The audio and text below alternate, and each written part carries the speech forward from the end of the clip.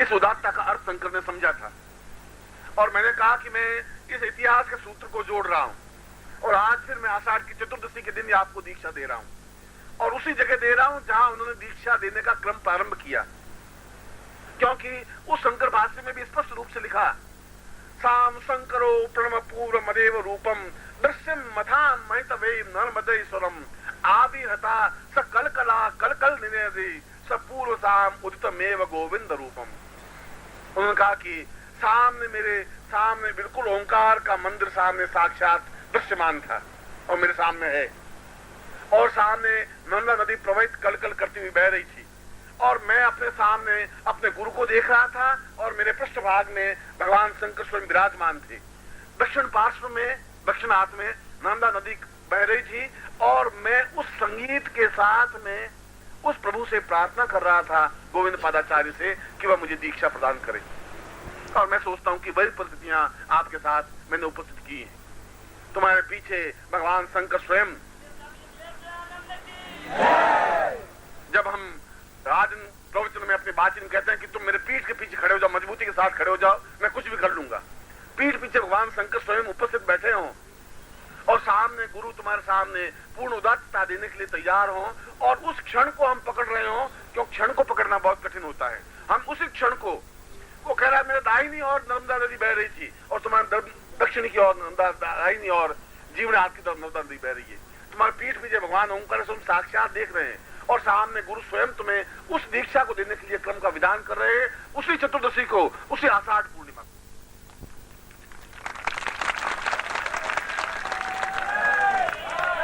और मुझे वह दृश्य भी, मैं उस दृश्य का भी बिल्कुल साक्षीभूत हूं जिस दृश्य को वह दीक्षा प्रदान हुई थी, और मैं उस दृश्य का भी साक्षीभूत हूं जिसको मैं दीक्षा प्रदान कर रहा हूं। एक भाव लेने का होता है, एक भाव देने का होता है, मगर यह तो लेने और देने में जो अंतर है उसको भी मैं स्पष्ट परिलक्षित कर रहा हूं। मैंने कहा कि वह लेने की क्रिया अपने आप में नृत्यमय क्रिया थी। अपने आप में ऐसा लग रहा था कि जैसे मेरा शरीर है ही नहीं, मेरे पांव थिरक रहे हैं, मैं नाच रहा हूं, मैं झूम रहा हूं, मैं मस्ती में हूं, और जमीन पर खड़े होकर दीक्षा लेने की क्रिया ही क्या है? जमीन तो बिल्कुल एक अपवित्र और घिनौनी है जिसमें मल मूत्र मज्जा और सार विष्ठा सब कुछ है। उससे ऊपर उठ करके दीक्षा लेने की क्रिया और विधान है। ऐसे शंकर अपने आप में अत्यंत दिव्यता अनुभव कर रहे थे, अत्यंत चेतना युक्त प्रवत कर रहे थे। ऐसा लग रहा था कि गोविंद पादाचार्य कह रहे थे कि मैंने दीक्षा तो दी, मगर ऐसा व्यक्ति नहीं देखा कि यह निश्चय ही आगे जाकर के एक ज्योति बन सकेगा, एक रोशनी बन सकेगा, और हजारों दीपकों में से एक सूर्य बहुत है। हजारों दीप है, मगर एक सूर्य भी अपने आप में पूर्ण चेतना युक्त बन सके। और मैं तुम्हें बार बार एक ही बात कह रहा हूं कि इतिहास का कोई पुनरावृत्ति तुम्हारे सामने नहीं कर सकेगा, समझा नहीं सकेगा, उस चिंतन को, उस क्षण को तुम्हारे सामने नहीं ला सकेगा। इसलिए नहीं ला सकेगा कि आज आषाढ़ पूर्णिमा है, इसमें कोई दो राय नहीं। आज और कल आषाढ़ पूर्णिमा है, और आषाढ़ पूर्णिमा में तुमको मैं 4 साल छोड़ देता हूं। तुम 4 साल मेरे पास मत आइए और 4 साल पूरे भारतवर्ष में जाके आषाढ़ पूर्णिमाओं को देखिए।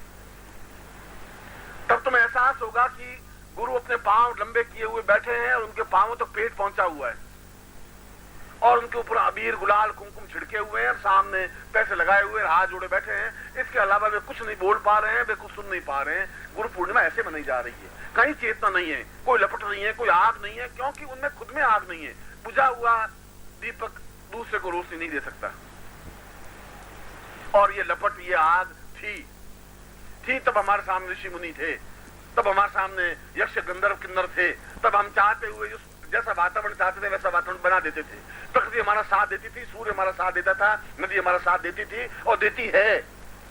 प्रभु तो हमारे सामने है, देवता हमारे साथ है, साक्षीभूत है। हमें ताकत, हमें कुव्वत, हमें एक व्यक्तित्व, क्षमता, चेतना, तेज होना चाहिए, और वैसा मैं तुम्हें देने में बार बार चेतना युक्त बना रहा हूं। मैं बार बार तुम्हें एक ही बात कह रहा हूं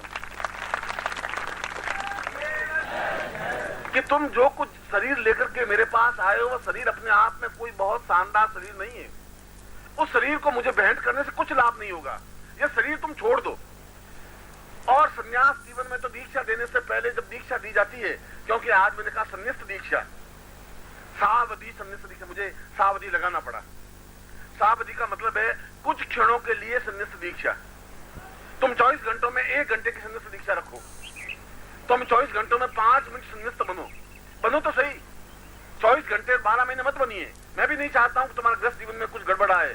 मैं तो कहता हूं तुम ग्रस्त जीवन में पहाड़ लगो, मगर कभी आज की दीक्षा के बाद तुम रोज 15 मिनट संन्यास दीक्षा लो।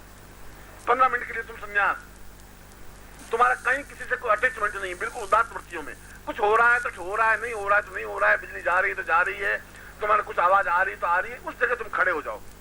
वहां तुम्हारे जीवन का चिंतन, वहां तुम्हारे जीवन की उदात्तता, वहां जीवन की पूर्णता, वहां आनंद हो सकेगा। तुम अपनी इच्छाओं से, तुम्हारे प्रयत्नों से तुम ओंकार सुन नहीं आ पाते।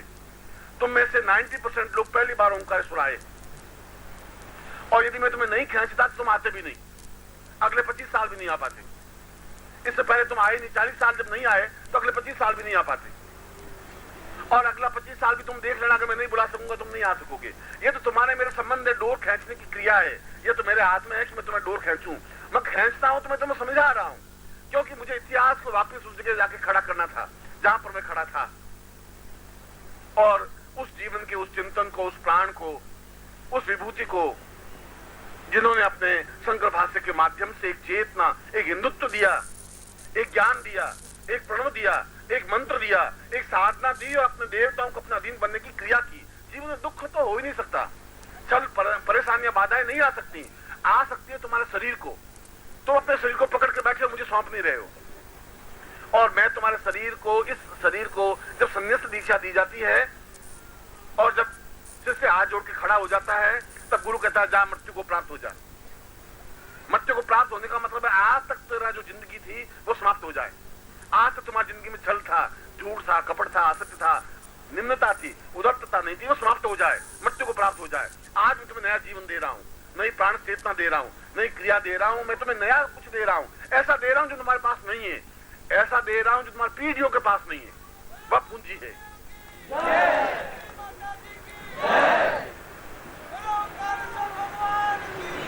और कभी न कभी जब मैं इतिहास को वापस दोहरा सकता हूं तो तुम्हें भी अपने जीवन को दोहराना चाहिए। मैं तो इतिहास को दोहरा रहा हूं। मैं तो 1217 को लाकर के समय 2047 में ला रहा हूं। समय 1217 में शंकराचार्य इसी मंच पर नीचे तुम्हारी जगह बैठ करके दीक्षा प्राप्त कर रहे थे, और इसी मंच पर गोविंद पादाचार्य बैठे थे। ये की चट्टान, ये नर्मदा, दक्षिण पास नर्मदा, और पीछे शंकर भगवान, और सामने गुरु। वही क्षण, वही चिंतन, एक कदम आगे या एक कदम पीछे तो हो सकता है, मगर मैं उस 1217 संवत को लाकर के 247 में वापस तुम्हारे सामने उपस्थित किया है। और उस पुण्य भूमि धरती का, और उस व्यक्तित्व का, उस चिंतन का, और उस ज्ञान का अपने आप में महत्व होता है। जिनके सौभाग्य होते हैं वे उस आनंद को प्राप्त कर सकते हैं। जो दुर्भाग्यशील हैं, जो नरक के कीड़े, नार के कीड़े, वो जिंदगी तो व्यतीत कर ही रहे हैं। जिंदगी तो शंकराचार्य के समय में लाखों लोगों ने व्यतीत की। जिंदगी व्यतीत करना कोई बहुत बड़ी बहादुरी नहीं है, उसमें कोई विशेषता नहीं है। तुम जिंदगी को पार कर लोगे, उसमें तुम कोई बहुत महानता नहीं कर दिखोगे। तुम तो मुझे ये दिखाओ कि तुम क्या करके मुझे दिखा सकते हो। तुम मुझे ये दिखाओ कि तुम उदारता में कहां तक पहुंच सकते हो, तुम त्याग वृत्ति में कहां तक पहुंच सकते हो, और मैं जो प्राणों का रस तुम्हें पिला रहा हूं उस रस के माध्यम से तुम कितने महान बन सकते हो और आने वाली पीढ़ियों को रास्ता दिखा सकते हो। तब मैं सही गुरु दक्षिणा मान सकूंगा, तब मैं सही शिष्य मान सकूंगा, तब मैं अपने आप को सही गुरु मान सकूंगा।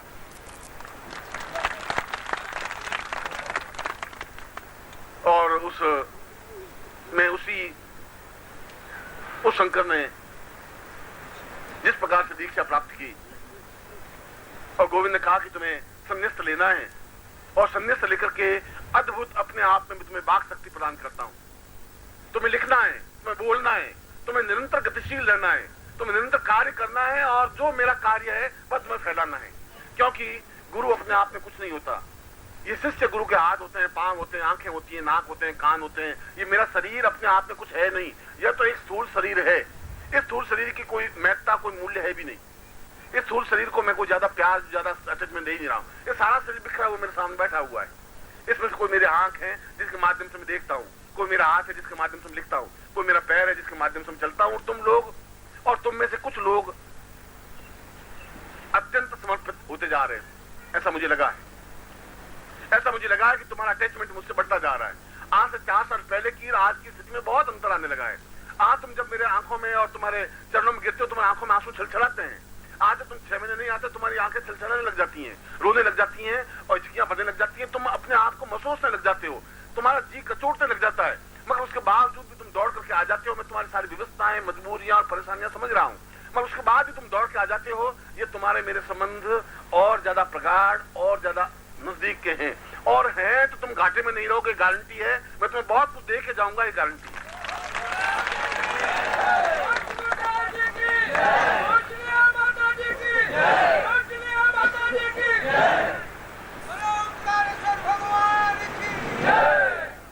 देवता अपने आप में कोई अजूबा नहीं होते, कोई महान चीज नहीं होती। देवता ठीक वैसे होते हैं जैसे आप हैं।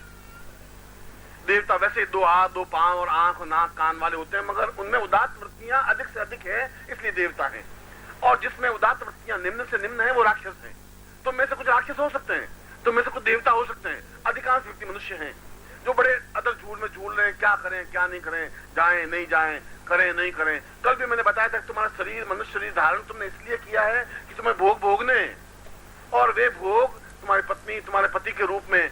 कल एक स्त्री ने मुझे कहा कि गुरुजी आपने पत्नियों के बारे में बोला, पति के बारे में तो बोला नहीं, वे भी बहुत दुष्ट हैं। मैं समझता हूँ वे भी बहुत दुष्ट करते हैं, मगर ये तो जीवन के भोग हैं, इनको तुम्हें भोगना ही पड़ेगा। मगर भोगने के बाद भी संन्यास 1 घंटे के लिए लेना है। 1 घंटे के लिए सोचना है कि क्या मैं उचित कर रहा हूँ, अनुचित कर रहा हूँ, क्या मैं शराब खाने में जा रहा हूँ, क्या मैं गलत काम करने जा रहा हूँ। और जब नहीं जा रहे हो फिर परवाह करने की जरूरत नहीं है। 1 बार समझाने से, 2 बार समझाने से, 4 बार समझाने नहीं समझे तो अपनी जगह है। तुम्हारा रास्ता पगडंडी अलग है, मेरी पगडंडी अलग है। मैं भी उसी जगह जाऊंगा जहां तुम जाओगी। वो तुम्हारे भाग्य तुम्हारे साथ है, मेरे भाग्य तुम्हारे साथ है। मैं तो तुम्हें अपने साथ लेके चलने को तैयार हूं, मगर तुम चलो ही नहीं, उसका तो मैं कुछ नहीं कर सकता। उसको उदात्तता कहते हैं, इसको उच्चवृत्ति कहते हैं। एक क्षण साथ रहने की क्रिया होती है।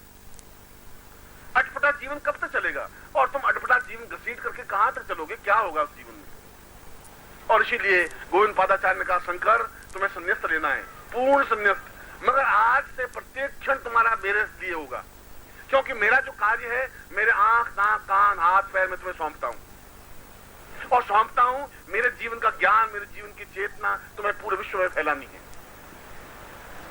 और आज 800 वर्षों के बाद भी हम उसी ज्ञान, उस चिंतन को लेकर के खड़े हुए हैं, क्योंकि उन्होंने मात्र छोटी सी उम्र में पूरे भारतवर्ष का भ्रमण किया, और भ्रमण ही नहीं किया, बौद्ध धर्म जैसे विशाल राक्षस जैसे उस धर्म को बिल्कुल नेस्तान बोल करके हिंदुत्व को स्थापन कर दिया। तुम में से एक व्यक्ति बहुत कुछ कर सकता है, अगर तुम में समर्पण है, अगर गुरु के प्रति अटैचमेंट है, अगर तुम में संयस्त है, अगर तुम्हें उदात्तता है। और शंकराचार्य ने अपने जीवन में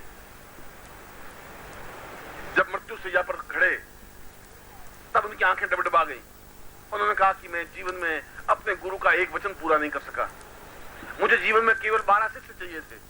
मैं बहुत ढूंढा, मैं कन्याकुमारी से कश्मीर तक और द्वारिका से कलकत्ता तक मैं पहुंचा, एक ही जगह छोड़ी नहीं। मगर मैं जैसे शिष्य चाहता था वैसे 12 शिष्य मिल जाते तो मैं बहुत कुछ कर लेता, वापिस जिंदगी में कोई समस्या नहीं आती, बाधा नहीं आती। मैं उनको जिंदगी में 12 शिष्य नहीं मिल पाए, ये जीवन की न्यूनता थी। उस समय भी ऐसा ही छल प्रपंच था जो तुम्हारे जीवन में है। जैसा छल प्रपंच तुम्हारे जीवन में परिवार में है, वैसा ही महाभारत काल में भी था, राम राज्य में भी वैसा ही था। लड़ाई झगड़े मारपीट छल झूठ कपट असत्य व्यभिचार, वहां पर भी वैसा ही था। वह युग द्वापर युग, त्रेता युग और सतयुग और कलयुग एक जैसे ही थे, अंतर कुछ नहीं था।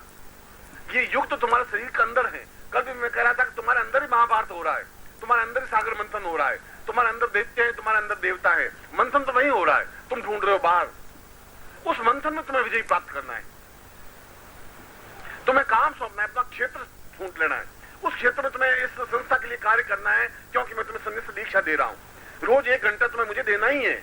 उस 1 घंटे में तुम दूसरा कोई काम नहीं करोगे, 23 घंटे अपना खुद के काम करोगे। मैं तुम्हें छेड़ूंगा नहीं, मैं तुम्हें पूछूंगा नहीं। मगर दीक्षा लेने का तात्पर्य 1 घंटा तुम कोई चिंतन नहीं करोगे दूसरा, और नारायण का मंत्र जाप भी नहीं करना है। 1 घंटा कार्य करना है, क्रियात्मक पक्ष करना है। केवल मेरा मंत्र जाप करने से, मेरा नाम जपने से और मेरे हाथ जोड़ने से कुछ नहीं हो सकता। मैं ऐसे फूलों के हार और गले में पहनाने में कोई जरूरत नहीं मुझे। मैं सिर्फ आवश्यकता समझता भी नहीं। मैं समझता हूं कि तुम सही अर्थों में पुष्प बन सको, गुलाब की तरह खिले हुए रह सको, मुस्कुराते हुए रह सको। बार बार मेरे प्रत्येक प्रवचन में ये मेरी चिल्लाहट, ये मेरी चीख, ये मेरी आवाज नहीं है, मेरा दर्द है जो अंदर छटपटा रहा है, वेग है, एक नासूर है। मैं समझ रहा हूं कि मुझे जिंदगी के अंतिम क्षण तक 12 शिष्य प्राप्त कर लेने, मैं उसके लिए छटपटा रहा हूं। मेरी सारी भागदौड़ इस बात में है कि मिल जाए मुझे, और मिल रहे हैं। इस बात का कि जो काम वेद व्यास नहीं कर सके, डबडबाती हुई व्यास नदी के किनारे रो करके समाप्त हो गए, और जो डबडबे आंखों शंकराचार्य मृत्यु सैया पर प्राप्त हो गए, मैं ऐसा जीवन प्राप्त नहीं कर पाऊंगा। गारंटी के साथ हर हालत में है मैं वाराणसी से प्राप्त कर लूंगा, जो कि पूरे विश्व को, ब्रह्मांड को बदल सके। और मैं उसी स्थान पर बोल रहा हूं जहां पर गोविंद पादाचार्य बोल रहे थे, भगवान शंकर को सुना करके बोल रहा हूं। दो टूक शब्दों में बोल रहा हूं, क्योंकि मैं उनका ही अपने आप में एक अंश हूं, तेजस्विता हूं। मैं जो कुछ बोल रहा हूं भगवान शंकर स्वयं बोल रहे हैं, इसमें खुद दोहरा। किसी दिन समझने में तुम्हारे आएगी, और कभी समझ में आए, मैं नहीं समझ सकता तुम्हारे कब समझ में आएगी।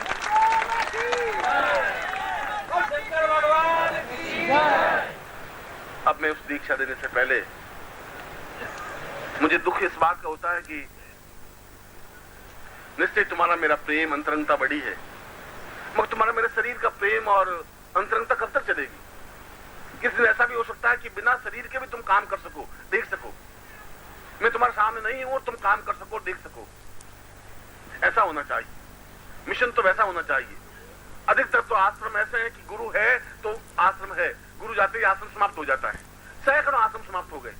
ऐसा नहीं, तुम्हारा प्रत्येक रोज में अपने आप में जागृत हो सके, चेतना युक्त बन सके। तुम अपने आप को समर्पण करके देखो तो सही। तुमने जिंदगी को पकड़ करके देखा है 40 साल, अब 5 साल जैसा मैं बताऊं वैसा करके देखो। उसके बाद निर्णय करो तुम कहां गलती पर थे और जो मैंने कहां गलती की। मुझे तुमसे कोई स्वार्थ है ही नहीं, तुमसे कुछ नहीं लेना है, तुम मुझे कुछ दे भी नहीं सकते, है भी नहीं तुम्हारे पास कुछ। तुम्हारे एक मलिन देह जो तुम्हें मुझे चढ़ा देते हो, जिसमें थूक, लार, मज्जा और विस्ता है, इसके अलावा है क्या शरीर में? अगर उसको समर्पित कर देते हो तो तुम कौन सी बहुत बहादुरी कर रहे हो? जो मैं तुमसे चाहता हूँ वह तो मुझे भेंट करनी चाहिए। मैं तुमसे वह चाहता हूँ, मैं उदारता चाहता हूँ, उच्चता चाहता हूँ, श्रेष्ठता चाहता हूँ, मैं ज्ञान चाहता हूँ। और मैं जो दीक्षा दे रहा हूँ वह दीक्षा तुम्हारे शरीर में प्रवेश करे, अपने आप काव्य तुम्हारे शरीर से निकलेगा, अपने आप वाणी तुम्हारे शरीर से निकलेगी, अपने आप तुम्हारे वाक शक्ति निकलेगी, वरदान देने की, श्राप देने की शक्ति तुम्हें प्राप्त हो सकेगी और गारंटी के साथ प्राप्त हो सकेगी, अगर तुम अपने शरीर में मुझे उतार सको, पूर्णता का समावेश कर सको।